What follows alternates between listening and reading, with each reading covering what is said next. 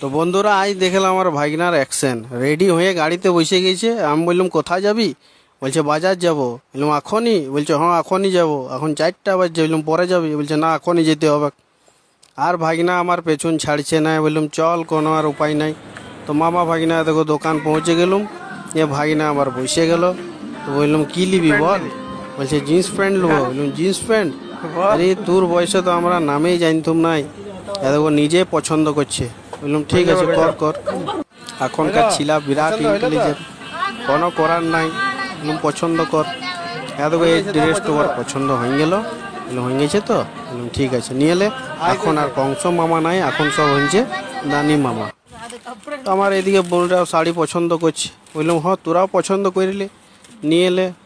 Pocket elbow খালি হয়েছে আর elbow খালি হয়ে যাবে, কোনো অসুবিধা নাই। আর এইদিকে আমার ভাগিনা দেখেলাও অ্যাকশন, জামা পেয়ে গিয়েছে, আনন্দতে একদম ভরপুর।